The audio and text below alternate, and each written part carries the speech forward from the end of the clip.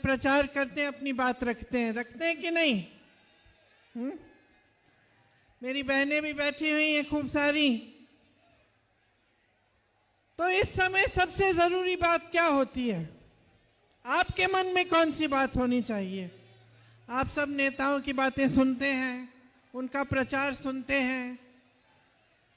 आप तो बहुत समझदार हैं, जान जाते हैं कि कौन सच बोल रहा है, कौन झूठ बोल रहा है, कौन बड़ी बड़ी बातें कर रहा है, कौन सच्चाई की बात कर रहा है, कौन आपकी समस्याओं को समझ रहा है, कौन समझ नहीं पा रहा है। ये सब बातें लगभग आप समझ लेते हैं। मैं यहां इसलिए आई हूं क्योंकि मैं आपको ये कहना चाहती हूं कि चुनाव को हल्के में मत लीजिए। ये चुनाव जो होता है बहुत ही ज्यादा महत्वपूर्ण होता है। किसके लिए? नेताओं के लिए नहीं, आपके लिए, आपके जीवन के संघर्ष के लिए, आपके जीवन की तरक्की के लिए, आपके जीवन के भविष्य के लिए। देखिए, सरकार होती किस लिए है? इस देश की खासियत यह है कि यह देश लोकतंत्र है। खासियत यह है कि हमारे देश में जो संविधान बना वो सबके लिए बना। तो जो सरकार होती है उसे समान दृष्टि से सबको पहचानना चाहिए। हमारा संविधान कहता है कि सबके अधिकार समान है। इसका मतलब है कि यहां बैठी मेरी बहनें, यहां बैठे मेरे भाई, आपके जो अधिकार है वो हमारे अधिकारों से अलग नहीं है। हमारे संविधान ने आपको वोट दिया, वोट की शक्ति दी। ये वोट की शक्ति क्या है? ये वो अधिकार है जो आपके पास भी है, प्रधानमंत्री के पास भी है, इन नेताओं के पास भी है। सबका समान अधिकार है। इस वोट से आप अपनी सरकार को चुनते हैं। अपने संविधान को या तो आप मजबूत बनाएंगे, अपने देश को मजबूत बनाएंगे, या फिर उसको कमजोर करेंगे।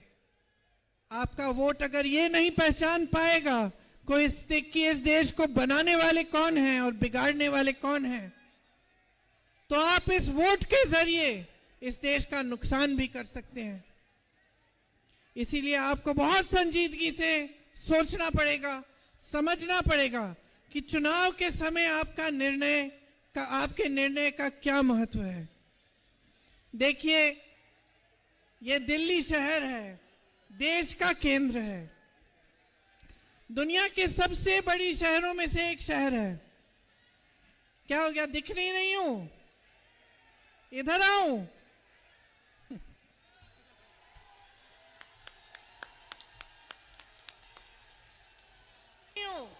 अब दिख रही हूं?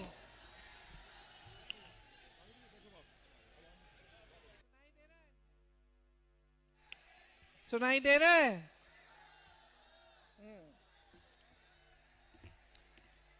तो मैं कह रही थी कि ये जो हमारा शहर है ये दुनिया में से सबसे बड़ी शहरों में गिना जाता है। समझे आप? इसका पुराना इतिहास है, सदियों पुराना इतिहास है, हजारों साल पुराना इतिहास है। यहां आज भी देश भर से लोग अपना जीवन बनाने के लिए आते हैं, पलायन करके छोटे छोटे गांव से, अलग अलग प्रदेशों से यहां आते हैं। उनकी सोच ये होती है कि हम दिल्ली जाएंगे, अपना जीवन बनाएंगे, भविष्य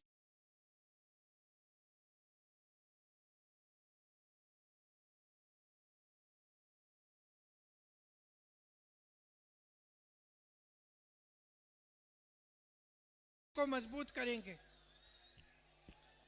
यहां आकर मुश्किल से मुश्किल परिस्थितियों का सामना करना पड़ता है, संघर्ष होता है।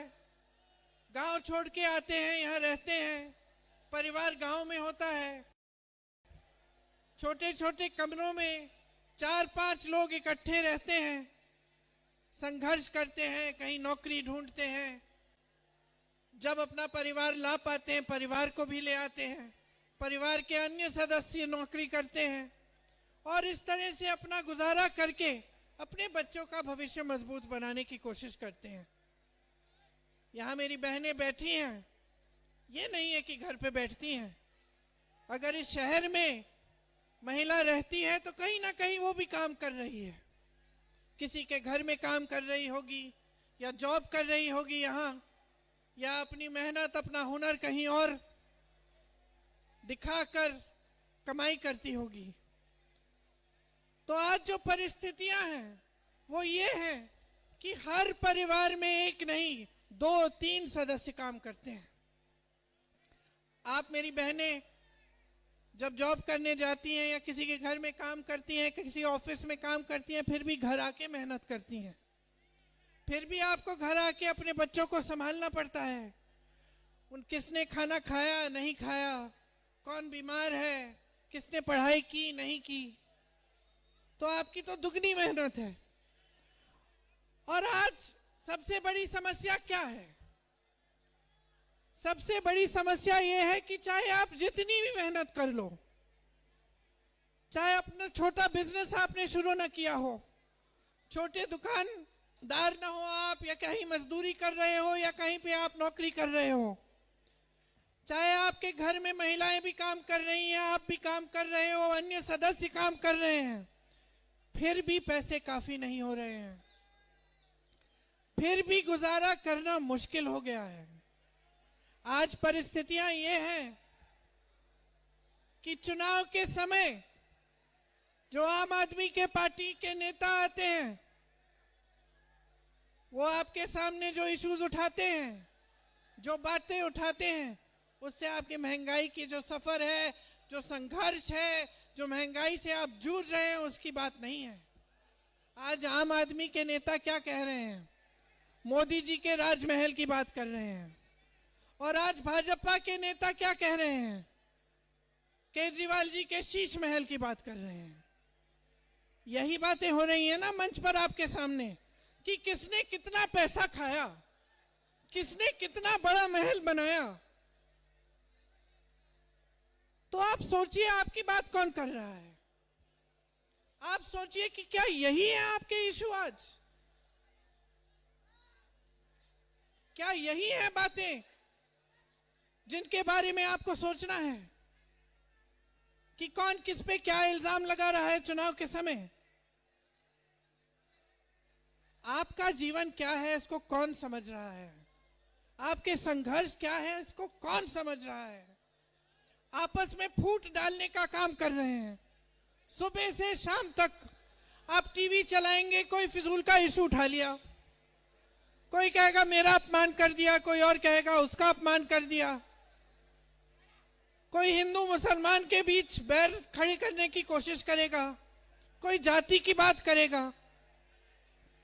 असली बात कौन कर रहा है कि आपकी सड़कें कैसे बनेंगी, आपको साफ पानी कैसे मिलेगा, आपके बच्चे शिक्षित कैसे होंगे, पाठशालाएं विकसित कैसे होंगी, आपके जो छोटे छोटे बिजनेस हैं वो मजबूत कैसे होंगे, आपको नौकरी कैसे मिलेगी, रोजगार कैसे मिलेगा। कौन बात कर रहा है आज आपके सामने? आपकी समस्याएं जो है कोई समझ रहा है?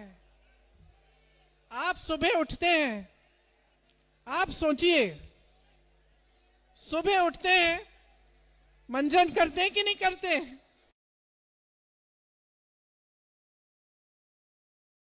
किया करो। मंजन करते हैं, दांत मंजन पे, टूथपेस्ट पे जीएसटी है, ब्रश पे जीएसटी है, चाय पीते हैं उस पे जीएसटी है, ब्रेड खाते हैं ब्रेड मक्खन पे जीएसटी है, कपड़े पहनते हैं कपड़ों पे जीएसटी है।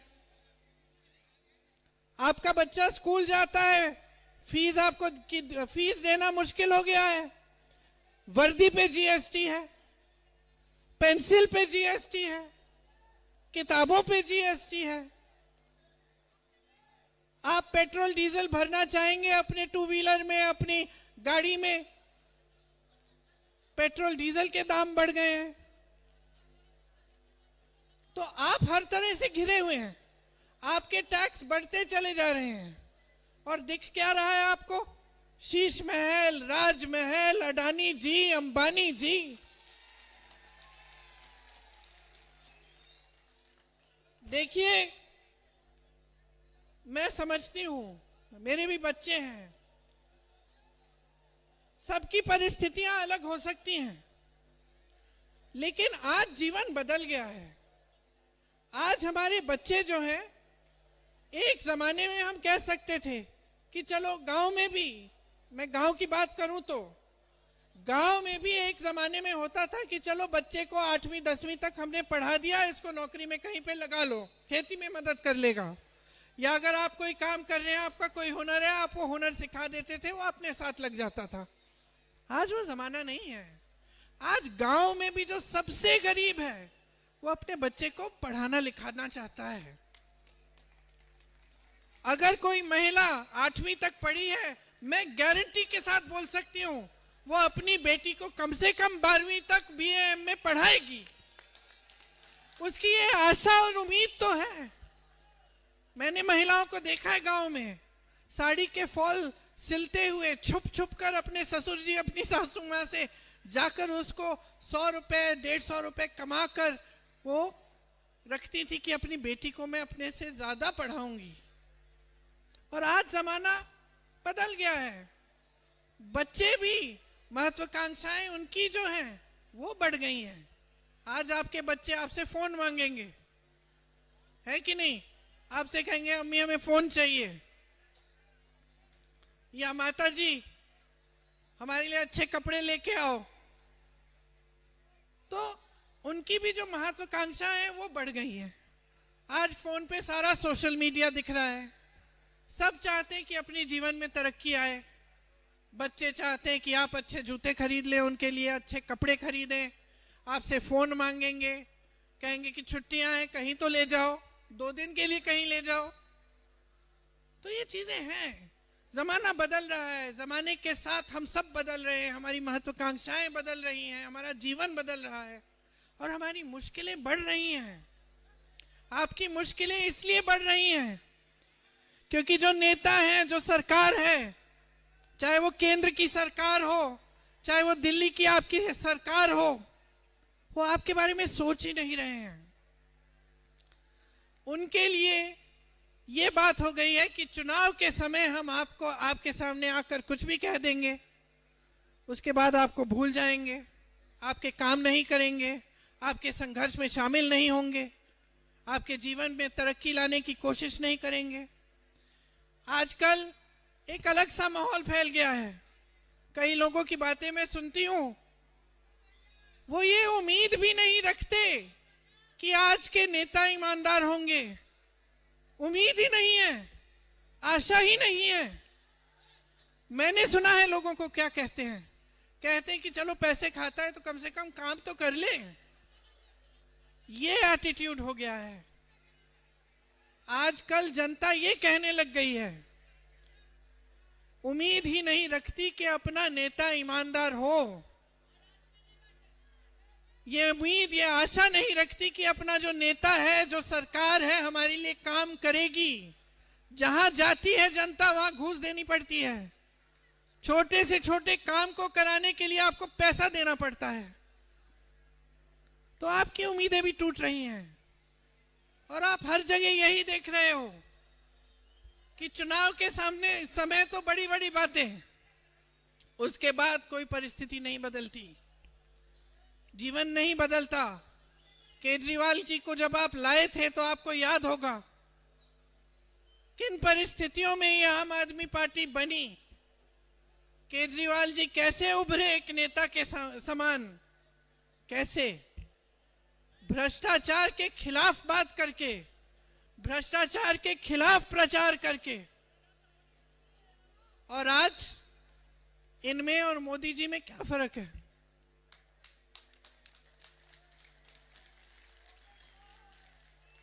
कहीं शीश महल, कहीं राजमहल। मोदी जी कहते हैं कि नेहरू जी की वजह से सब गलत हो रहा है, अपनी खुद कोई जिम्मेदारी नहीं लेते। अपनी बात कभी नहीं कहते कि 10 सालों में मैंने क्या किया। कहते हैं कि वो फलाने कांग्रेस की सरकार में ऐसा हुआ इसलिए ये वो। केजरीवाल जी मोदी जी को दोष देते हैं। एक तरफ मोदी जी को नेहरू जी मिल गए, दूसरी तरफ केजरीवाल जी को मोदी जी मिल गए।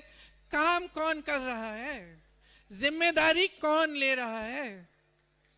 मेरी दादी इंदिरा गांधी जी कहती थी, 2 तरह के इंसान होते हैं, 2 तरह के व्यक्ति होते हैं। एक जो काम करता है, चुपचाप काम में लगता है, काम करता है। दूसरा जो बहाने बनाता है और किसी और के काम का श्रेय लेता है। अब आपके सामने जो नेता हैं, चाहे नरेंद्र मोदी जी हों, चाहे केजरीवाल जी हों, आप बताइए किस तरह के इंसान हैं, पहले कि दूसरे? दूसरे जिम्मेदारी नहीं लेते, इनको नेता कहते हैं आप। नेता जिम्मेदारी लेता है, नेता से गलती भी हो जाती है तो जिम्मेदारी लेता है, कहता है मेरे से गलती हो गई। नेता डरता नहीं है, लोगों को लड़ाता नहीं है, लोगों का ध्यान भटकाने का काम नेता का काम नहीं है।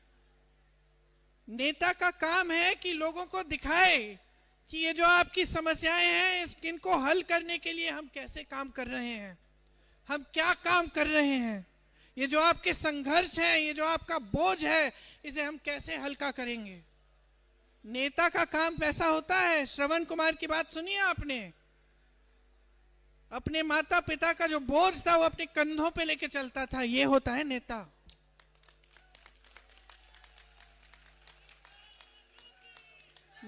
नेता वो होता है जो एकदम निडर होके, निर्भय होके सच बोलता है, वो नेता होता है। आपने राहुल गांधी को देखा है, वो नेता है। चाहे किसी को बात पसंद आए नहीं आए, किसी को सच कड़वा लगे, फिर भी सच बोलने से नहीं कतराते। वो नेता जो 4000 किलोमीटर पैदल आपके लिए चलता है कि ये देश एक होना चाहिए, वो नेता है।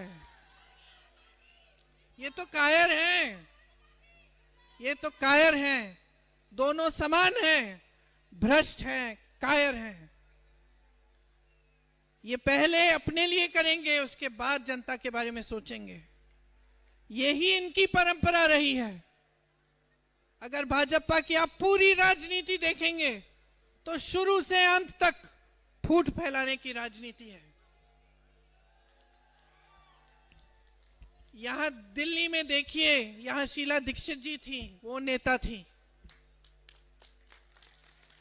कितना काम किया उन्होंने, और आज उनकी दिल्ली को देखिए, हवा को देखिए। आपके छोटे छोटे बच्चे नेबुलाइजर ले रहे हैं, सांस नहीं ले पा रहे हैं। प्रदूषण इतना बढ़ गया है और इनकी तू तू मैं में कुछ नहीं है। यहाँ सड़कें नहीं बनी है ठीक ढंग से, पानी नहीं मिल रहा है आपको, महंगाई से आप जूझ रहे हैं, हर जगह बेरोजगारी ही बेरोजगारी, और आपको कोई पूछ रहा है? आप सोचिए, यहां पलायन करके इतने लोग आते हैं, कोशिश करते हैं अपना जीवन बनाने का।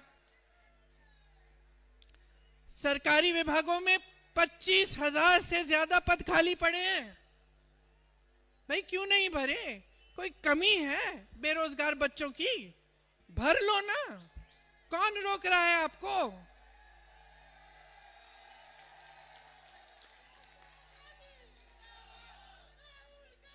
केंद्र के विभागों में भी यही हो रहा है। केंद्र के विभागों में भी पद खाली हैं। क्या करते हैं? कॉन्ट्रैक्ट पे नौकरी। किस लिए? नौकरियां क्यों नहीं दे रहे हैं, रोजगार क्यों नहीं दे रहे हैं जब पद खाली पड़े हुए हैं? जोमैटो, स्विगी, डिलीवरी, ओला में जो जो काम करता है उसके लिए क्या सुविधाएं हैं, क्या सुरक्षा है उनकी? सुबह से शाम तक काम करते हैं, सरकार ने कोई स्कीम नहीं निकाली आपकी मदद के लिए। आप ऑटो रिक्शा चलाते हो, बहुत बातें की केजरीवाल जी ने, आम आदमी पार्टी ने आपके लिए, फिर क्या हुआ? आपके जीवन में तरक्की आई? क्या आप अपने बच्चों का भविष्य मजबूत बना पाए हो? तो हर जगह हर तरफ परेशानी ही परेशानी है, और इन परेशानियों के बीच में जो सच्चाई है वो आपको कोई नहीं बता रहा है। सच्चाई ये है कि हमारी अर्थव्यवस्था आज चौपट हो रही है। सच्चाई ये है कि शेयर बाजार गिर रही है, रुपया गिर रहा है। जब रुपया गिरा था मनमोहन सिंह जी के समय में, तो ये लोग चीख रहे थे, चिल्ला रहे थे कि भाई रुपये को देखो इतना गिर गया है, ऐसा हो गया वैसा हो गया। अब मुंह बंद क्यों है? इनके राज में इतना गिरा है रुपया, सबका नुकसान हो रहा है। ईएमआई महंगी हो गई है, दर बढ़ते चले जा रहे हैं। मिडिल क्लास पे टैक्स का कितना बोझ है। मैंने जीएसटी की बात की, हर चीज में जीएसटी है। छोटे दुकानदार, छोटे बिजनेस, जो हमारी देश की रीढ़ की हड्डी हैं, ये सारी दुकानें जो यहां हैं, कमा ही नहीं पा रहे हो। आपकी कमाई कम हो कितनी भी हो, आपको सीए रखना पड़ रहा है। हर चीज पे अलग अलग जीएसटी है। आपको मजबूत करने का काम कोई नहीं कर रहा है। आप रोजगार देते थे, छोटे छोटे बिजनेस रोजगार देते थे, आपको दुर्बल किया जा रहा है। पीएसयू रोजगार देते थे। ये लोग कहते हैं ना, नेहरू जी का नाम बहुत लेते हैं। तमाम पीएसयू जो नेहरू जी ने बनवाए, क्या कर रहे हैं ये लोग? सब अडानी जी को बेच रहे हैं। बेच क्या, दे रहे हैं। हमारे हवाई अड्डे, बंदरगाह, तमाम जमीनें, कोयले के खदान, सब कुछ इनके हवाले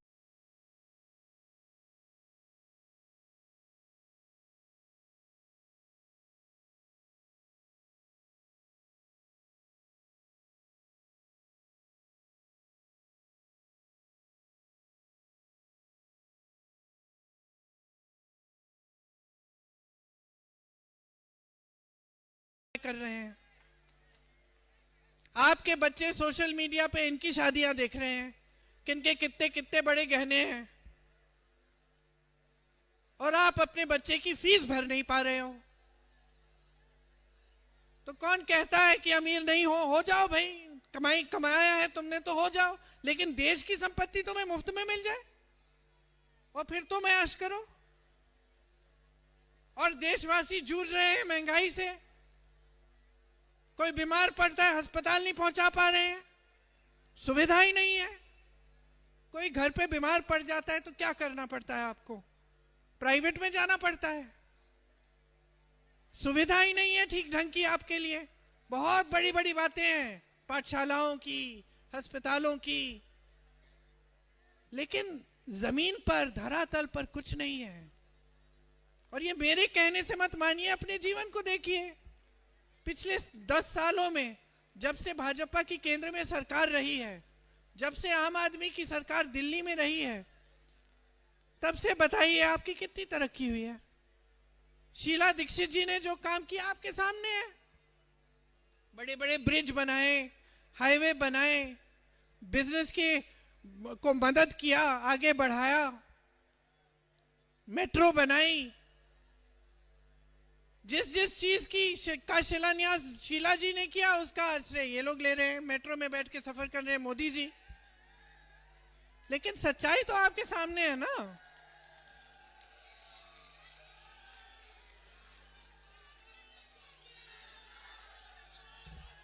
तो आप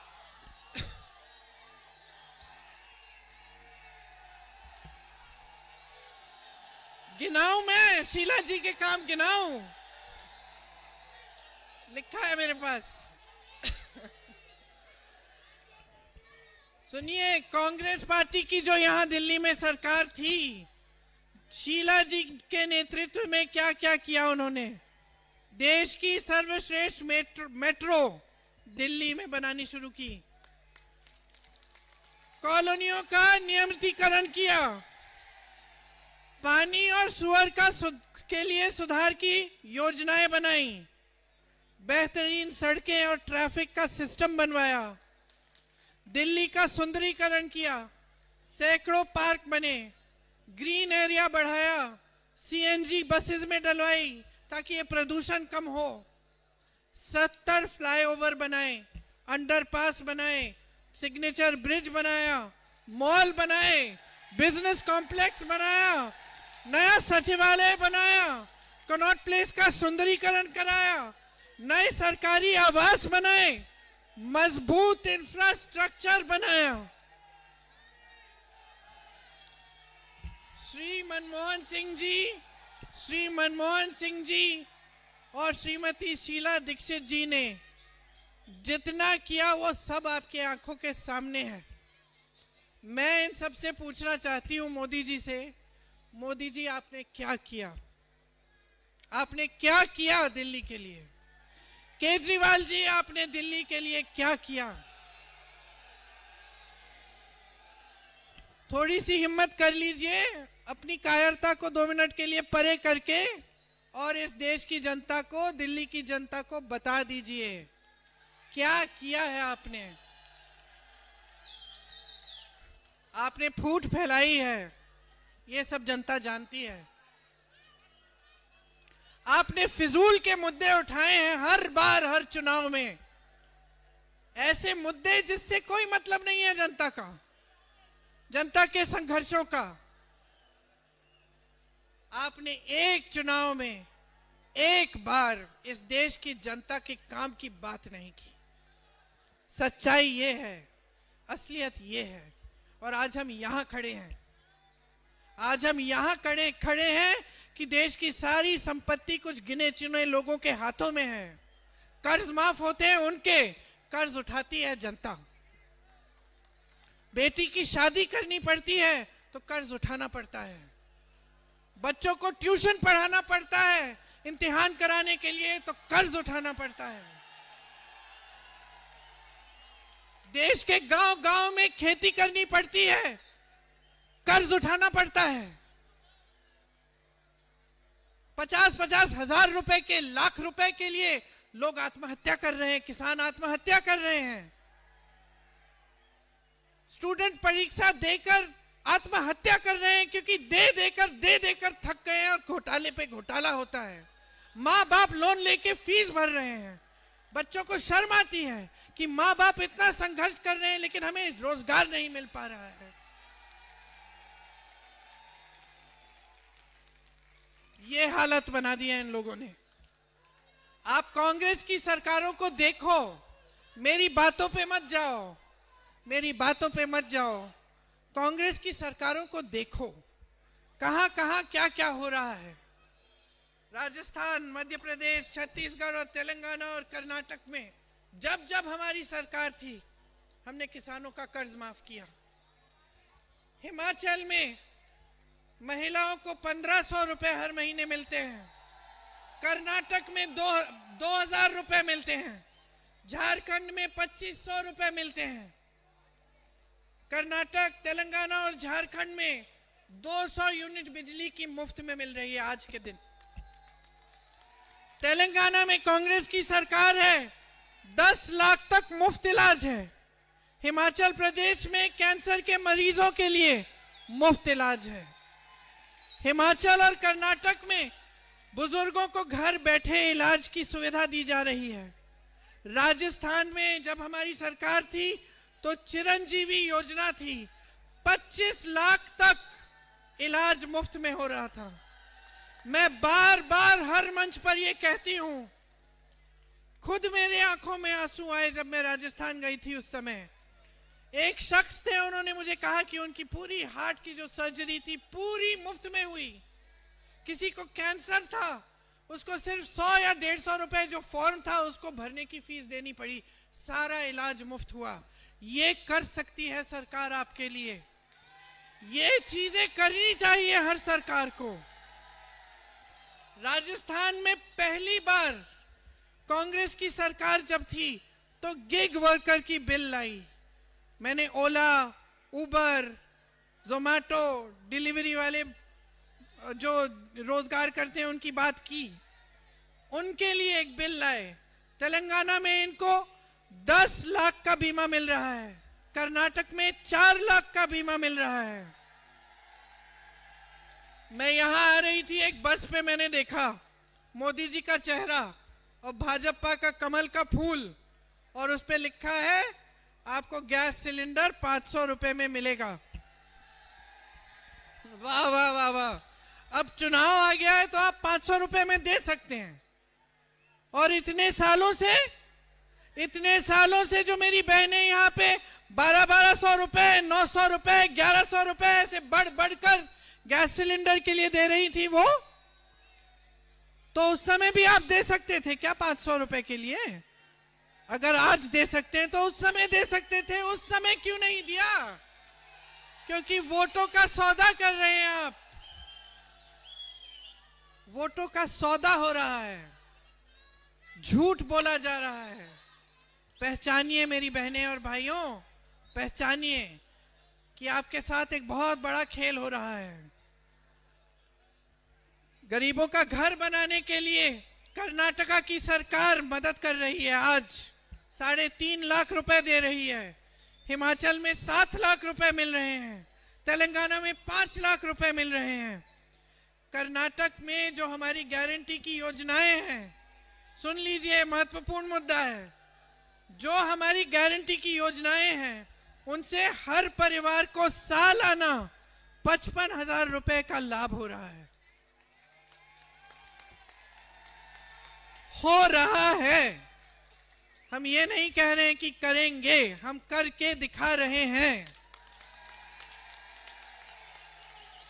इसीलिए मैं चाहती हूं कि आप समझें कि दिल्ली के लिए कांग्रेस पार्टी कौन सी गारंटी दे रही है।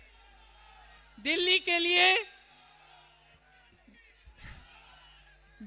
लिए कांग्रेस पार्टी प्यारी दीदी योजना लाएगी, जिससे महिलाओं को हर महीने 2500 रुपए मिलेंगे। जीवन रक्षा योजना लाएंगे, जिससे 25 लाख तक आपको मुफ्त इलाज मिलेगा। युवा उड़ान योजना लाएंगे, जिसमें युवाओं को 1 साल की अप्रेंटिसशिप के लिए 8,500 रुपए हर महीने मिलेंगे। फ्री बिजली योजना लाएंगे, जिससे 300 यूनिट बिजली आपको मुफ्त में मिलेंगी। महंगाई मुक्ति योजना लाएंगे, जिससे 500 में गैस सिलेंडर और फ्री राशन का किट मिलेगा। और मेरे पूर्वांचली भाइयों और बहनों के लिए खास तौर से एक अलग मंत्रालय बनाया जाएगा और एक अलग बजट बनाई जाएगी। तो देखिए, शुरू में मैंने कहा कि ये जो वोट है आपका, इसको हल्के में मत लीजिए। ये एक बहुत महत्वपूर्ण चीज है। ये आपके संविधान को बचाकर रखता है, आपको बचाकर रखता है। संविधान आपका सुरक्षा कवच है। अगर इस देश में आपका संविधान नहीं बचेगा, अगर संविधान मजबूत नहीं रहेगा, तो आपके अधिकार कमजोर होंगे। और इन 10 सालों में अगर भाजपा ने एक चीज की है, तो जनता को कमजोर करने का काम किया है। चाहे आर्थिक तौर पर, चाहे राजनीतिक तौर पर, चाहे मानसिक तौर पर। इनकी जो विचारधारा है, इसको समझिए। सारी सत्ता केंद्रित करके रखते हैं। सारी सत्ता एक इंसान के हाथ में होनी चाहिए। और आम आदमी पार्टी के केजरीवाल जी की विचारधारा भी इतनी ही है, ऐसे ही है। सारी सत्ता सिर्फ इन्हीं के हाथों में है। ये देश कभी ऐसे चल नहीं सकता है। सच्चाई ये है कि इस देश में हजारों करोड़ों लोगों की आशाएं, महत्वाकांक्षाएं हैं। हजारों करोड़ों लोगों की अलग अलग अभिव्यक्तियां हैं, सैकड़ों भाषाएं हैं, अलग अलग रहन सहन के तरीके हैं।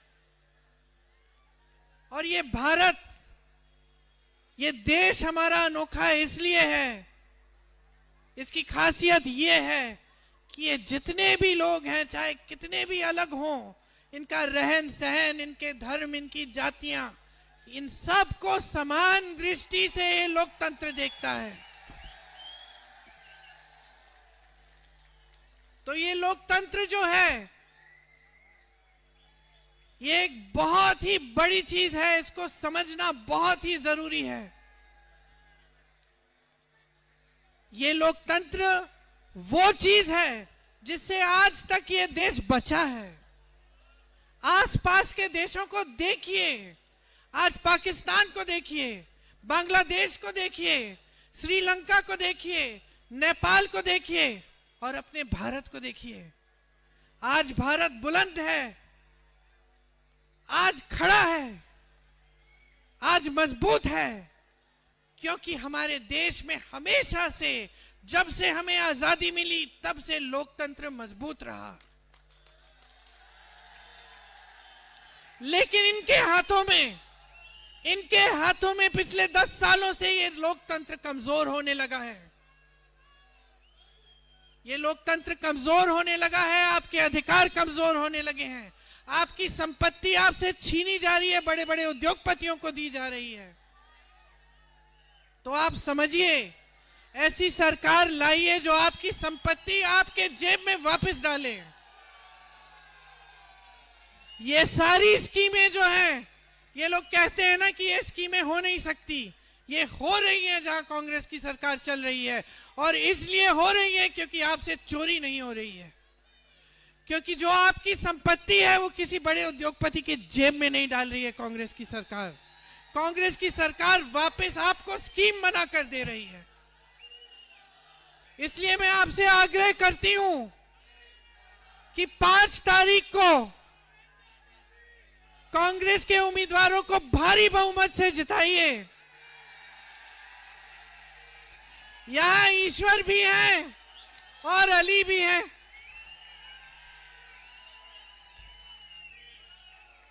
ईश्वर भी है और अली भी है, और आपका साथ है तो इस देश को मजबूत बनाने वाली राजनीति भी आए। आपको मजबूत बनाने वाली राजनीति भी आएगी। और एक बार फिर ये दिल्ली शहर जो हमारी अमानत है, आपकी अमानत है, जो हमारे लिए, हमारे पूरे देश भर के लिए केंद्र है, मिसाल बननी चाहिए। एक बार फिर हम इसको मिसाल बनाएंगे, एक बार फिर हम यहाँ का विकास कराएंगे, आपके लिए मौके, आपके बच्चों के लिए, आपकी परिवारों के लिए एक नया भविष्य बनाएंगे। तो आपने बहुत शांति से मेरी बातें सुनी, इसके लिए बहुत बहुत धन्यवाद, शुक्रिया। एक बार जोर से मेरे साथ कहिए, जय हिंद, जय हिंद, जय हिंद।